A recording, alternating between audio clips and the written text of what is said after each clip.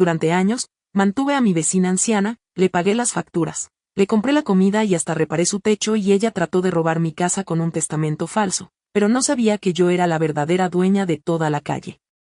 Hola a todos. Si están escuchando esto, probablemente piensen que soy una buena persona, o quizás una completa idiota. Durante 3 años, fui la nieta adoptiva de mi vecina, la señora Marta. Ella vivía en una casita pequeña, de esas que parecen sacadas de un cuento, con el jardín lleno de flores y siempre oliendo a lavanda. Marta siempre estaba en su porche, con una manta sobre las piernas, suspirando por lo cara que estaba la electricidad o cómo le costaba llegar a fin de mes con su pequeña pensión. Yo me sentía mal por ella. Soy arquitecta, me va bastante bien, y vivo sola en la casa que heredé de mi abuelo, la propiedad más grande de esta zona residencial. Así que, durante 3 años, hice lo que cualquier buena vecina haría, le pagaba el jardinero, le llevaba bolsas de comida orgánica todos los martes y, en 2 ocasiones, pagué las reparaciones de su tejado porque ella no quería molestar a nadie, pero el agua le caía sobre la cama. Lucía, eres un ángel caído del cielo, me decía siempre, apretando mi mano con sus dedos huesudos. Si no fuera por ti, esta pobre vieja ya estaría en la calle. Qué ingenua fui. Todo empezó a cambiar hace 6 meses. Decidí que era hora de remodelar la parte trasera de mi casa. Quería construir un estudio de cristal que conectara con el jardín.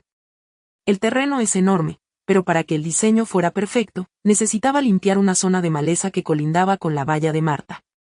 Según los mapas que mi abuelo me dejó, mi propiedad se extendía 5 metros más allá de donde estaba la valla actual. Simplemente, mi abuelo le había permitido a Marta usar ese espacio para su huerto hace décadas porque era una mujer sola. Cuando los obreros llegaron y empezaron a marcar el terreno con estacas, Marta salió de su casa. Pero no era la anciana frágil de siempre. No llevaba su manta. Caminaba recta, con una velocidad sorprendente, y su cara estaba roja de furia. Ni se les ocurra tocar esa tierra, gritó, y su voz, antes dulce, sonó como el crujido de madera vieja. Yo salí al jardín, confundida. Marta, tranquila. Solo vamos a mover la valla a la posición original. Ya sabes que ese terreno es parte de mi escritura, pero no te preocupes, te dejaré espacio para tus tomates en otro lado. Ella se giró hacia mí y me lanzó una mirada que me detuvo el corazón. No había gratitud por los años de comida gratis. Solo había un odio puro y calculado. Esa tierra es mía, Lucía. Y pronto, esta casa en la que vives también lo será. He sido muy paciente esperando a que tu familia desapareciera, pero si quieres jugar a los mapas y las lindes, vamos a jugar. Se dio la vuelta y entró en su casa dando un portazo. Esa noche, por primera vez en 3 años, no le llevé la cena. Y esa misma noche, alguien rajó las 4 ruedas de mi coche. En el capó, escrito con una llave, decía, lárgate de nuestra tierra. Fue entonces cuando comprendí que la señora Marta no era una víctima. Era una depredadora que había estado esperando el momento justo para morder. A la mañana siguiente de encontrar mi coche destrozado, el café me supo a hiel. Mientras esperaba a la grúa, vi a Marta salir a su porche. Pero no estaba sola. Estaba rodeada por 3 vecinas, las hermanas Cotillas del número 14 y el presidente de la asociación de vecinos, un hombre llamado Roberto que siempre había sido un poco autoritario. Marta estaba haciendo una actuación digna de un Oscar. Llevaba de nuevo su manta, un pañuelo en la cabeza y secaba lágrimas imaginarias mientras señalaba mi casa. Cuando me vieron salir, el silencio que cayó sobre el grupo fue tan pesado que casi pude sentirlo físicamente. No eran miradas de curiosidad, eran miradas de asco. Ahí está, gritó Roberto, cruzando la calle hacia mí antes de que pudiera decir palabra.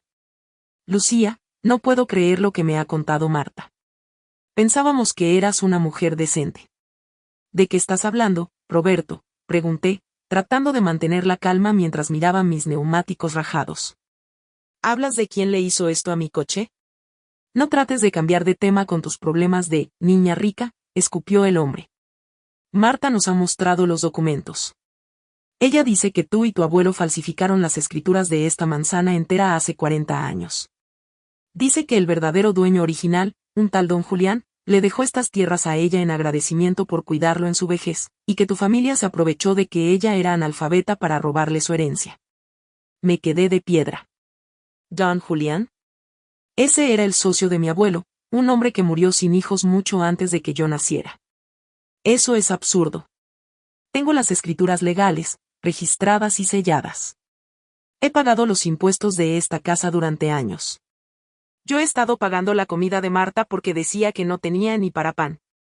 En ese momento, Marta se levantó de su silla con un temblor fingido y se acercó a la valla. Mentira, chilló. Me dabas esas limosnas para mantenerme callada, para que no reclamara lo que es mío por derecho.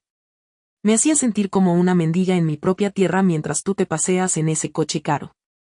Pero ya no tengo miedo, Lucía. He encontrado el testamento original de don Julián. El que tu abuelo intentó quemar. Sacó un papel amarillento, protegido por una funda de plástico. Desde lejos parecía antiguo, solemne. Roberto lo sostuvo como si fuera el Santo Grial. Aquí dice claramente, Lucía, cedo la totalidad de la parcela 42 y sus colindantes a mi fiel servidora Marta. Y la parcela 42 es el terreno donde está sentada tu casa. Sentí un escalofrío. En una comunidad pequeña, la verdad importa menos que una buena historia de ricos contra pobres. Marta había pasado años sembrando una imagen de vulnerabilidad, y ahora estaba cosechando el apoyo de todo el vecindario. Durante el resto del día, el acoso no paró. Recibí correos electrónicos de la Asociación de Vecinos exigiendo una auditoría de propiedad. Lo peor de todo, empezaron los gritos desde la calle cada vez que pasaba alguien: ladrona, devuélvele su casa a la anciana. Incluso mi jardinero de toda la vida me llamó para decirme que no vendría más. Lo siento, señorita Lucía, pero mi madre vive en la misma calle que la señora Marta y dice que lo que usted está haciendo no tiene perdón de Dios. Esa tarde, me encerré en mi despacho. Mi casa, que siempre había sido mi refugio, se sentía como una fortaleza sitiada. Las luces de la calle proyectaban sombras alargadas y, por primera vez, sentí miedo en mi propio hogar. Marta no solo quería mi jardín, quería mi reputación, mi paz y mi techo. Pero Marta cometió un error. Ella pensaba que yo era solo una arquitecta que heredó una fortuna. No sabía que mi abuelo era un hombre extremadamente meticuloso. Él no solo guardaba escrituras, guardaba diarios, grabaciones de voz y registros de cada centavo que entraba y salía de esta colonia. Me subí al ático, un lugar lleno de polvo y recuerdos, buscando la vieja caja de caudales de madera de cedro que mi abuelo me prohibió abrir hasta que cumpliera los 30. Solo ábrela si la familia entra en guerra, me dijo una vez, medio en broma. Abrí la caja y, entre fotos antiguas y llaves oxidadas, encontré un sobre que decía, para Lucía, en caso de que la vecina del número 2 se olvide quién es. Mis manos temblaban mientras leía el contenido. No era solo un papel. Era la prueba de que la pobre Marta tenía un pasado mucho más oscuro y retorcido de lo que nadie en este barrio podía imaginar. Marta no era una fiel servidora de don Julián. Era algo muy diferente, y el testamento que ella sostenía con tanto orgullo, yo sabía exactamente de dónde lo había sacado. El sobre que mi abuelo dejó en la caja de caudales no contenía solo documentos legales, contenía la historia de una infamia. Mientras fuera la turba de vecinos seguía murmurando y el camión de la grúa finalmente se llevaba mi coche con las ruedas destrozadas, yo estaba sentada en el suelo del ático, bajo una bombilla desnuda, leyendo la verdad sobre la pobre Marta. Según los diarios de mi abuelo y los registros privados de don Julián, Marta nunca fue una empleada doméstica. Fue la beneficiaria de un seguro de vida de un hombre que murió en circunstancias extrañas en los años 70. Pero lo más impactante no era eso. El sobre contenía una serie de recibos de pago mensuales que mi abuelo le había entregado a Marta durante décadas. Pero no eran por caridad. Eran pagos de un acuerdo de confidencialidad. Resulta que Marta había intentado chantajear a don Julián y a mi abuelo hace 40 años, alegando que tenía un hijo secreto de Julián. Se demostró mediante pruebas de ADN de la época, que eran rudimentarias pero efectivas, que era mentira. Para evitar el escándalo y que ella dejara de acosarlos, mi abuelo le permitió vivir en esa casa pequeña y le pasó una pensión bajo la condición de que nunca reclamaran nada más. El testamento que ella mostraba ahora no era más que un borrador que ella misma había mecanografiado años atrás y que don Julián nunca firmó. Pero Marta era astuta, había conseguido una firma falsa que, a simple vista, engañaba a cualquiera que no fuera un experto. Un golpe seco en mi ventana del primer piso me sacó de mis pensamientos. ¡Crack! El sonido del cristal rompiéndose resonó en toda la casa. Bajé las escaleras corriendo, con el corazón en la garganta. En el salón, Una piedra del tamaño de un puño yacía en medio de la alfombra, rodeada de cristales rotos. En la piedra había una nota pegada con celo. Vete antes de que la casa se queme contigo dentro, ladrona. Me asomé por la ventana rota. A lo lejos, en su porche, vi la silueta de Marta. Estaba sentada en su mecedora, balanceándose rítmicamente. En la oscuridad, el brillo de su cigarrillo parecía un ojo rojo observándome. No llamó a la policía. No se inmutó. Simplemente se mecía, disfrutando del caos que había desatado. Llamé a la policía, pero cuando llegaron, la situación fue humillante. Roberto, el presidente de la asociación, salió a hablar con los agentes antes de que yo pudiera bajar.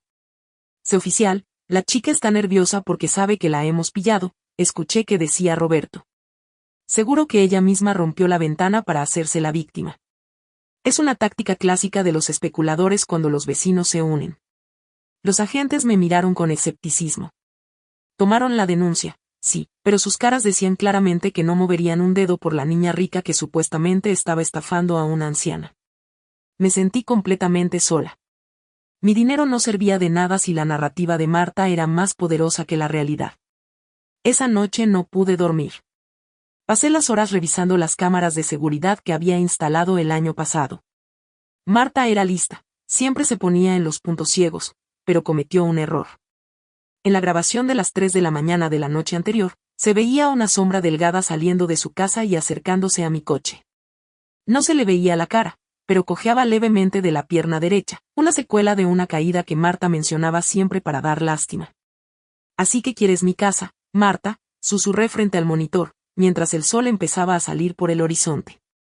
Pues vas a descubrir por qué mi abuelo era el hombre más respetado de esta ciudad. No era por su dinero, sino por lo que sabía de todos ustedes. Tomé el teléfono y llamé a una antigua compañera de la universidad que ahora era una de las mejores abogadas especializadas en fraudes de propiedad. Laura, necesito que vengas. Y trae a un perito calígrafo. Vamos a organizar una cena de reconciliación en mi casa este fin de semana. Quiero que invites a Roberto y a los líderes del barrio. Y, por supuesto, a la señora Marta. ¿Estás loca, Lucía?, me preguntó Laura por el teléfono. Te van a linchar. No, respondí con una sonrisa gélida. Van a presenciar un exorcismo. Voy a sacar al demonio que vive en la casa número 12, y lo voy a hacer frente a todos sus fieles seguidores. Pero antes de la cena, recibí un paquete anónimo en mi puerta. Dentro había una foto vieja de mi abuelo con un círculo rojo alrededor de su cuello y una fecha, la de mañana. Marta no solo quería mi casa, estaba empezando a jugar con mi cordura, y el acoso físico estaba a punto de escalar a un nivel que yo no estaba segura de poder manejar. El amanecer trajo consigo un silencio antinatural. No se escuchaba el trino de los pájaros ni el motor de los vecinos saliendo a trabajar. Me levanté con los ojos hinchados y el corazón saltando en mi pecho al recordar la foto de mi abuelo con el círculo rojo. Al intentar ducharme para despejar la mente, la realidad me golpeó de nuevo, no había agua.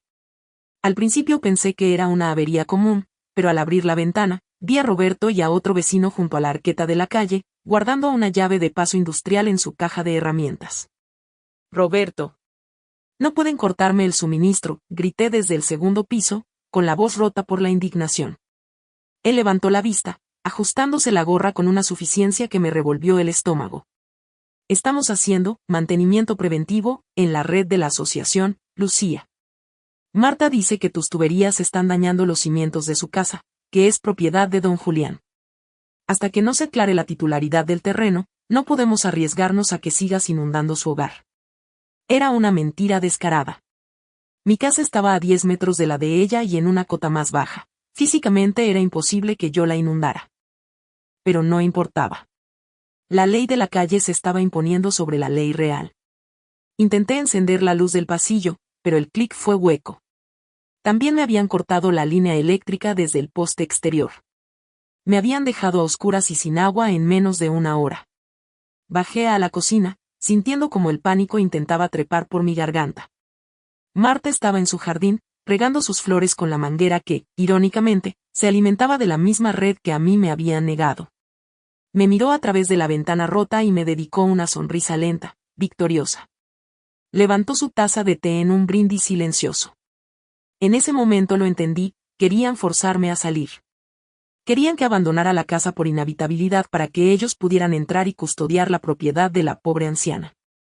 Pero Marta no contaba con que yo no soy solo una arquitecta de interiores. Soy una ingeniera que pasó sus veranos ayudando a su abuelo a mantener esta finca. ¿Quieres jugar a la supervivencia, Marta? Perfecto, susurré para mí misma en la penumbra de mi cocina. Pasé la mañana activando mi plan. Primero, saqué mi generador de emergencia de gasolina que guardaba en el sótano y lo conecté a los sistemas críticos. Luego, instalé 3 cámaras adicionales, ocultas en los nidos de pájaros y entre las hiedras, todas con visión nocturna y conexión satelital independiente. Si alguien ponía un pie en mi porche, quedaría registrado en un servidor en la nube al que ni siquiera Roberto podría acceder. Mientras trabajaba, el acoso no cesó. Grupos de adolescentes del barrio, arengados por sus padres, pasaban en bicicleta gritando insultos. Alguien lanzó huevos contra mi fachada de piedra blanca. Pero lo más inquietante ocurrió al mediodía. Un hombre de traje oscuro, que no era del barrio, se bajó de un coche negro y habló con Marta durante largo rato. Ella le entregó un sobre, el mismo sobre con el testamento falso, y él le dio un fajo de billetes. Gracias a uno de mis micrófonos direccionales que había camuflado cerca de la valla, pude captar retazos de la conversación. El notario está listo para validar la copia, decía el hombre del traje. En cuanto la chica se vaya o tenga un accidente, la transferencia de la parcela 42 será automática. Pero necesito el documento original, Marta. No la fotocopia. Lo tendré cuando ella esté fuera, respondió Marta con una voz fría que no tenía rastro de la fragilidad de anciana. Esa estúpida está aguantando más de lo que pensaba. Pero esta noche no tendrá dónde esconderse. Mi sangre se heló. Esto ya no era un simple pleito de vecinos. Había un promotor inmobiliario detrás. Estaban planeando quedarse con mi terreno para construir algún complejo de lujo, usando a Marta como el caballo de Troya legal para robarme la propiedad. Marta no solo era una mentirosa, era una mercenaria. Esa tarde, Laura, mi abogada, me llamó. Lucía, tengo el informe del perito. La firma de don Julián en el documento de Marta es una falsificación, pero es una muy buena. Se hizo con una técnica de calco que solo alguien con acceso a documentos originales de los años 70 podría haber hecho. ¿Sabes si Marta tuvo acceso a la oficina de tu abuelo en esa época? Recordé los diarios. Marta fue la encargada de la limpieza de la oficina durante 3 meses, justo antes de que don Julián muriera. Ella había estado robando sellos y hojas en blanco durante años, esperando el momento en que mi abuelo ya no estuviera para protegerme. Lo sé todo, Laura, le dije, mientras observaba por la cámara cómo Roberto empezaba a rociar algo líquido en la entrada de mi garaje. Escúchame bien, no quiero que llames a la policía todavía. Mañana es la cena de reconciliación. Quiero que traigas al notario del distrito y a un representante de la prensa local. Les he dicho a los vecinos que voy a firmar una cesión de derechos a favor de Marta para terminar con el conflicto. Lucía, eso es una locura. Si firmas eso, lo pierdes todo. No voy a firmar nada, Laura. Voy a darles lo que quieren, un espectáculo. Pero el final del guión lo escribo yo. Colgué y me preparé para la noche. Sabía que Marta y Roberto intentarían algo esa madrugada para asegurarse de que yo estuviera quebrada antes de la cena. Me senté en el salón, a oscuras, con el monitor de las cámaras frente a mí. A las 2 de la mañana, las cámaras captaron 3 figuras acercándose a mi puerta trasera con bidones de gasolina. Uno de ellos era Roberto. El otro era el hijo de una de las vecinas. Y la tercera persona, dando órdenes con un gesto imperioso, era la señora Marta. En ese momento, pulsé el botón de mi interfono exterior. Mi voz resonó en toda la calle, amplificada por los altavoces de alta potencia que acababa de instalar. Hola, Marta. Hola, Roberto. Espero que les guste el cine, porque están siendo grabados en 4K y transmitidos en vivo a 3 despachos de abogados. ¿Quieren seguir con el fuego o prefieren entrar a tomar un té y discutir las cláusulas de mi rendición? Las figuras se congelaron en seco. El bidón de gasolina cayó al suelo con un sonido metálico que pareció un trueno en la noche silenciosa. Entren, repetí a través del interfono. La puerta principal está abierta. Si se van ahora, este video llega a la policía en 5 minutos. Si entran, podemos hablar de las condiciones de mi salida de este barrio. Roberto miró a Marta, buscando órdenes. Ella asintió con un gesto seco y, con una sangre fría que me dio escalofríos, caminó hacia mi porche, alisándose el delantal de anciana desvalida. Roberto y el otro vecino la siguieron como perros falderos. Cuando cruzaron el umbral, se encontraron con una escena que no esperaban. No había una mujer asustada llorando en un rincón. La casa estaba iluminada por lámparas LED alimentadas por mi generador, dándole a la estancia una claridad quirúrgica. Yo los esperaba sentada a la cabecera de la mesa del comedor, que estaba impecablemente puesta para 3 personas. En el centro, no había comida, sino carpetas llenas de documentos y una tableta mostrando la grabación en bucle de ellos 3 rociando gasolina en mi garaje. Siéntense, dije, señalando las sillas. Roberto, deja el bidón en el recibidor, por favor. No querríamos un accidente antes de cenar. Roberto obedeció, balbuceando algo sobre limpiar maleza inflamable, pero Marta lo silenció con una sola mirada. Ella se sentó frente a mí, cruzando sus manos nudosas sobre la mesa. Eres más lista que tu abuelo, Lucía, siseó Marta. Él siempre fue un sentimental. Creía que con dinero podía comprar mi silencio para siempre. Pero el dinero se acaba, y la tierra siempre está ahí, esperando. Hablemos de esa tierra, Marta, dije, abriendo la primera carpeta. He visto al hombre del coche negro. Sé que no quieres vivir en mi casa. Quieres derribarla. Tú y ese promotor, el señor Salazar, tienen un plan para recalificar toda esta manzana y construir una torre de apartamentos de lujo. Tú te llevas una comisión millonaria y un ático gratis, y Roberto, bueno, supongo que a Roberto le han prometido que su pequeño negocio de construcción será el encargado de la obra, ¿verdad? Roberto se puso rojo como un tomate y evitó mi mirada. Marta ni siquiera parpadeó. Es el progreso, niña, respondió ella. Este barrio está muerto. Solo tú y tu mansión estúpida se interponen en el camino del futuro. Ese testamento de don Julián es mi billete de salida de esta miseria. Firma la cesión de la parcela 42 y te dejaré ir con tu vida y tu orgullo. Si no, mañana los vecinos no solo tirarán piedras.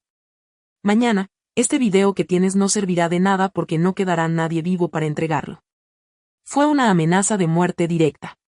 Mi corazón martilleaba, pero no permití que mi voz temblara. Tengo una contraoferta, dije, deslizando una fotografía vieja sobre la mesa. Era una foto de Marta, mucho más joven, sosteniendo a un bebé en brazos junto a un hombre que no era don Julián. Dices que tenías un hijo con don Julián y que por eso te dejó la tierra. Pero este hombre de la foto es el notario que validó tu copia del testamento la semana pasada, ¿no es así? Es tu hijo real, Marta. El que tuviste con un empleado de la oficina de mi abuelo que fue despedido por robo. Marta se quedó rígida. El golpe había dado en el blanco. No solo falsificaste el testamento, continué, sino que pusiste a tu propio hijo en una posición de poder para que autentificara el fraude. Eso no es solo una disputa de vecinos, Marta. Eso es asociación ilícita, fraude documental y prevaricación. Y el señor Salazar, el promotor, bueno, dudo mucho que quiera seguir asociado contigo cuando sepa que la policía está investigando el origen de tus documentos. No tienes pruebas de nada de eso, gritó Roberto, poniéndose en pie y golpeando la mesa. Esa foto no prueba nada. Prueba que Marta mintió sobre su vínculo con don Julián, respondí con calma.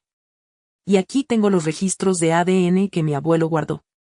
Si llevamos esto a un juez, Marta, tu hijo, notario no solo perderá su licencia, irá a la cárcel contigo. ¿Estás dispuesta a arrastrar a tu propio hijo al abismo por un trozo de jardín? Por primera vez, vi una grieta en la armadura de Marta. Su boca se contrajo en un gesto amargo. Pero antes de que pudiera responder, un ruido fuerte llegó desde el exterior. Era el sonido de varios coches frenando en seco frente a mi casa. Luces azules y rojas empezaron a filtrarse por las ventanas. Marta sonrió de repente, una sonrisa macabra y llena de dientes. Parece que tus invitados han llegado tarde, Lucía. Roberto llamó a la policía hace 10 minutos diciendo que nos tenía secuestrados a punta de pistola después de que intentáramos hablar contigo sobre el suministro de agua. ¿A quién crees que van a creer? ¿A la chica que está fuera de sí y tiene grabaciones ilegales, o a una anciana y al presidente de la comunidad que solo buscaban la paz? La puerta principal se abrió con un estruendo. ¡Policía! Manos donde podamos verlas. Marta se dejó caer al suelo, fingiendo un ataque de pánico y gritando que yo la había amenazado. Roberto levantó las manos, poniendo cara de mártir. Yo me quedé sentada, mirando cómo los agentes entraban con las armas desenfundadas. Lo que Marta no sabía es que yo no estaba grabando para guardar el video. Estaba emitiendo en directo para la oficina del fiscal de distrito, con quien mi abogada Laura había estado hablando toda la noche. Tengan cuidado con ella. Está armada, gritaba Roberto, mientras ayudaba a levantar a Marta del suelo. Nos atrajo aquí con engaños para obligarnos a firmar papeles falsos. Es una psicópata. El oficial que me sujetaba, un hombre joven con la mandíbula tensa, me apretó las muñecas. Señorita, no diga nada. Tiene derecho a un abogado. No necesito esperar al abogado para decirles que miren hacia la entrada, respondí con una voz tan tranquila que el oficial se detuvo, confundido por mi falta de resistencia. En ese momento, por la puerta no entró más policía local. Entraron 3 hombres de traje gris y una mujer que reconocí al instante, mi abogada, Laura. Pero no venía sola. A su lado caminaba un hombre de mediana edad, con el rostro desencajado y sudando profusamente. Era el notario Varela, el hijo de Marta. Al verlo, Marta se quedó muda. Su llanto fingido cesó de golpe y se puso en pie con una agilidad que desmentía su supuesta fragilidad. «Hijo, ¿qué haces aquí?», preguntó Marta, y por primera vez, su voz tembló de verdad. «Lo saben todo, mamá», balbuceó el hombre, mirando al suelo. Interceptaron las comunicaciones con el señor Salazar. Tienen los registros de la transferencia que me hiciste para validar el testamento de don Julián. Me han ofrecido un trato si confieso quien organizó todo el esquema de fraude. Laura se adelantó, entregándole una carpeta al oficial que me custodiaba. Agente, soy Laura Silva, abogada de la propietaria. Lo que están presenciando no es un secuestro, es la culminación de una investigación por asociación ilícita y fraude documental. Los hombres que están detrás de mí son agentes de la Unidad de Delitos Económicos. El señor Roberto y la señora Marta no son víctimas, son los cabecillas de un intento de robo de propiedad a gran escala. El oficial me soltó las manos lentamente.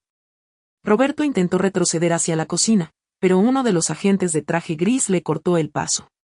Resulta, Marta, dije, frotándome las muñecas y caminando hacia ella, que cuando decidiste usar a tu propio hijo para legalizar tu mentira, olvidaste que los notarios dejan un rastro digital que no se puede borrar con una manta y un poco de lavanda.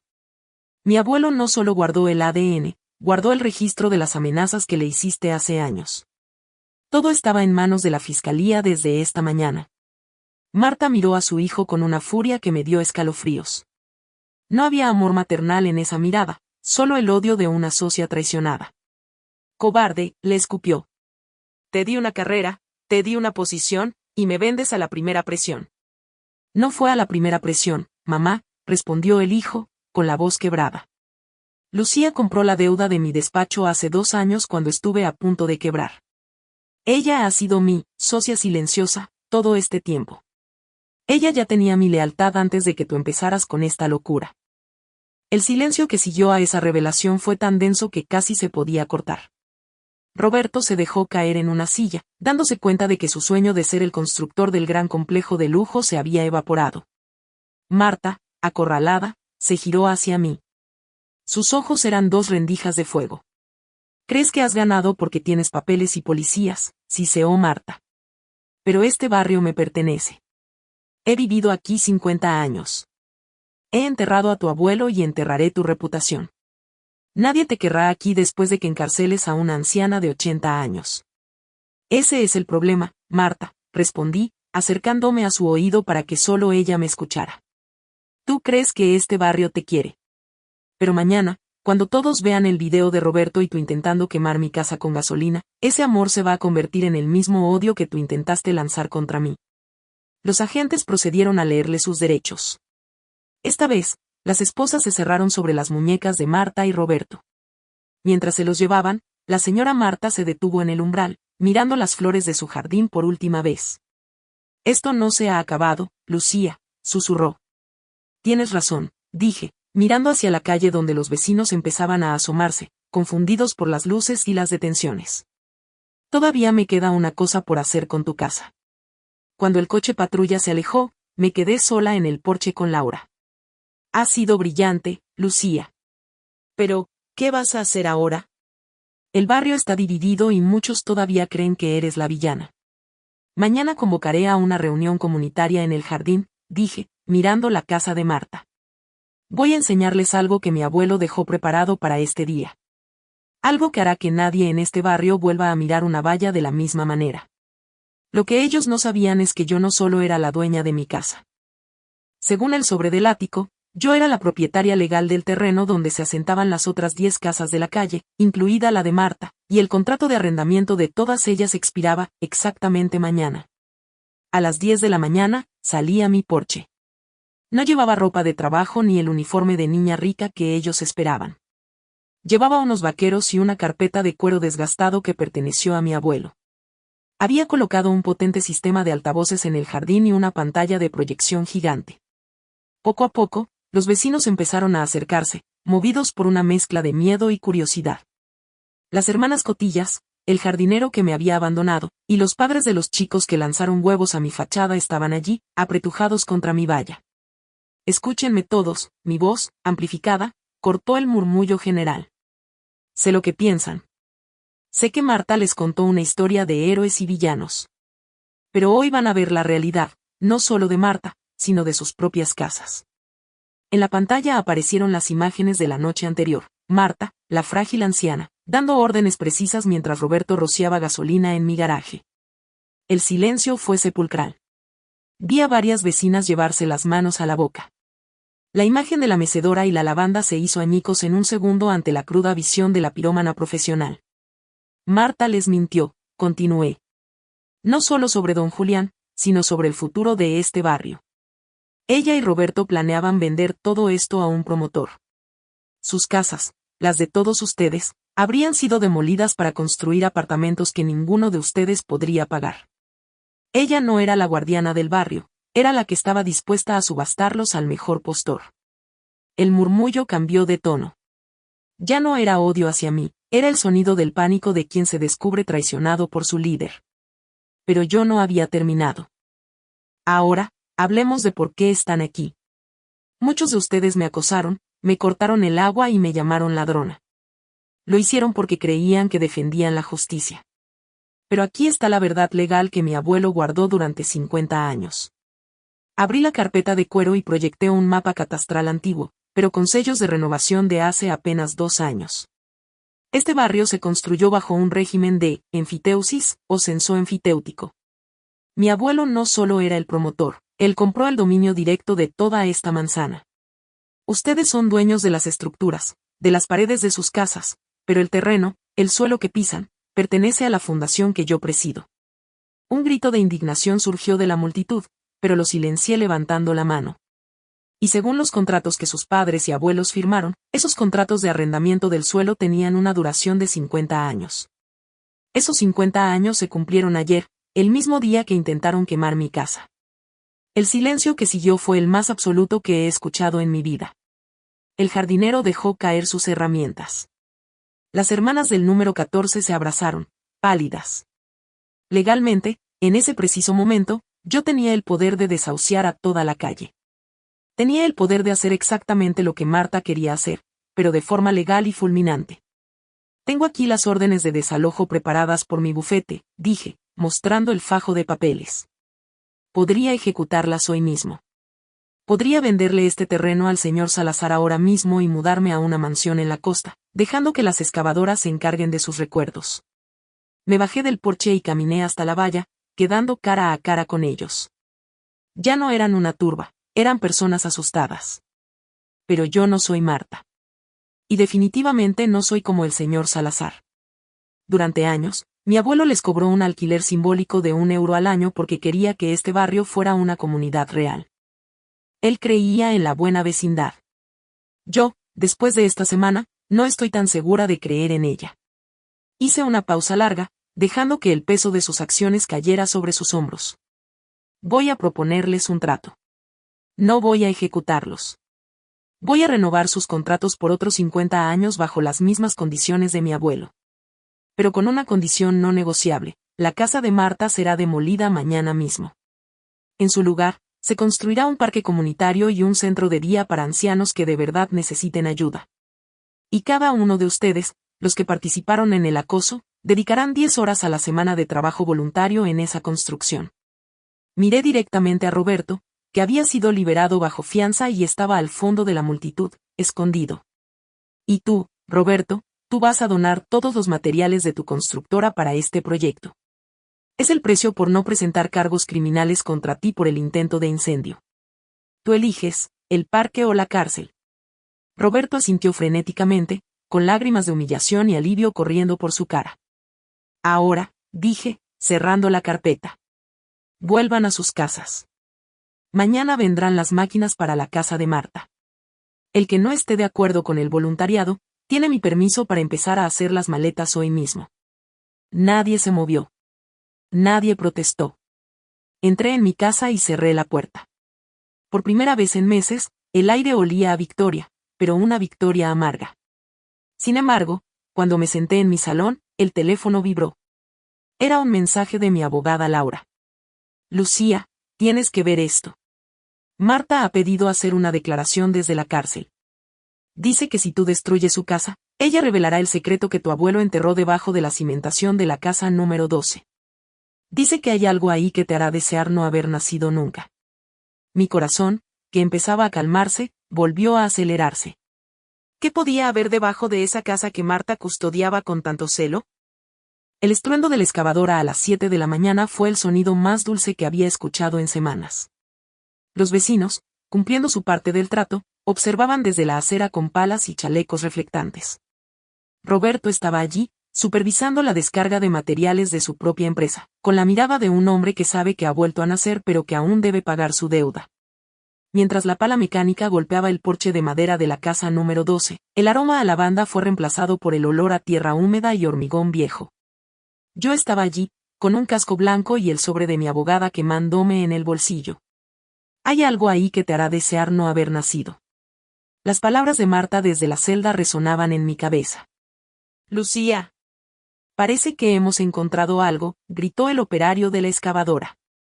Me acerqué al borde del foso. Bajo lo que solía ser el dormitorio de Marta, no había solo cimientos. Había una losa de hormigón reforzado con una trampilla de hierro oxidada, sellada con un candado de combinación de la vieja escuela. Mis manos temblaban. Introduje la fecha de nacimiento de mi abuelo, pero no abrió. Probé con la de don Julián. Nada. Entonces, recordé un número que aparecía repetidamente en los diarios de mi abuelo, el código de coordenadas de la parcela 42. Sonó clic. Era la trampilla que atrajo. Se abrió, exhalando un aire frío y rancio que olía a papel viejo y secretos.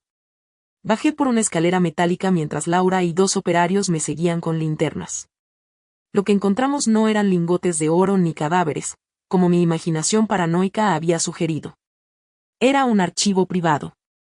Filas y filas de archivadores metálicos, perfectamente conservados. Al abrir el primero, comprendí por qué Marta estaba tan desesperada. No era por la casa. Era por lo que esos papeles representaban. No eran solo documentos de mi abuelo, eran las pruebas de que este barrio entero, y gran parte de la ciudad, se había construido sobre un fraude fiscal masivo orquestado no por mi familia, sino por los padres y abuelos de casi todos los que vivían en la calle. Registros de sobornos, desvíos de fondos públicos y la prueba de que Marta, en su juventud, no era una víctima de la pobreza, sino la contable que llevaba los libros dobles de toda la élite corrupta de la época. Marta no quería la casa por su valor inmobiliario. La quería porque ella era la guardiana de los pecados de todos. Si yo derribaba la casa, el archivo saldría a la luz, y las reputaciones de familias enteras, algunas de las cuales aún ostentaban cargos públicos, caerían como fichas de dominó. Marta había estado usando esa información para chantajear a media ciudad durante décadas, lo que explicaba cómo una pobre anciana tenía un hijo notario y acceso a promotores de alto nivel. Si esto sale a la luz, Lucía, la mitad del ayuntamiento y de este barrio irán a juicio, susurró Laura, hojeando un expediente que involucraba al padre de Roberto en un desfalco millonario.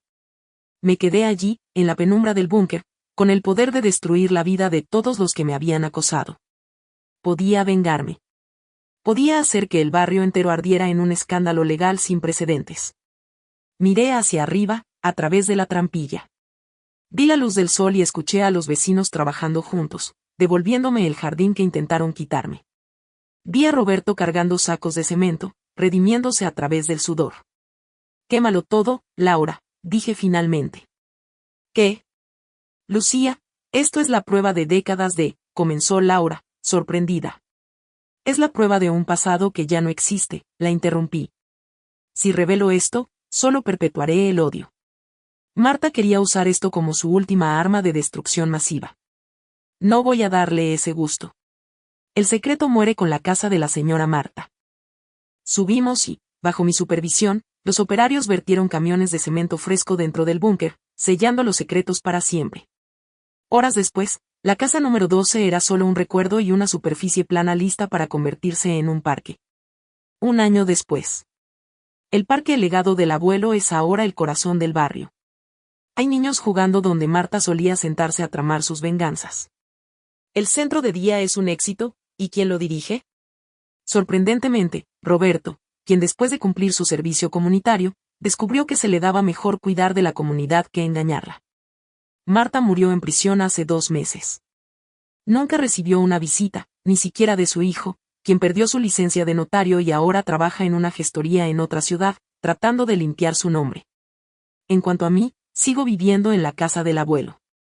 A veces, por la tarde, me siento en el porche con una taza de té. Los vecinos que antes me gritaban ladrona, ahora me saludan con respeto y, a veces, incluso me dejan cestas de frutas en la puerta. Saben que soy la dueña del suelo que pisan, pero también saben que soy la razón por la que todavía tienen un hogar. La valla entre mi casa y el nuevo parque ha desaparecido. Ya no necesito muros para protegerme. Porque descubrí que la mejor forma de ganar una guerra no es destruyendo al enemigo, sino demostrándole que, a pesar de todo, tú eres el dueño de la narrativa y de tu propia paz. Si te gustó la historia, suscríbete y activa la campanita para no perderte el próximo video.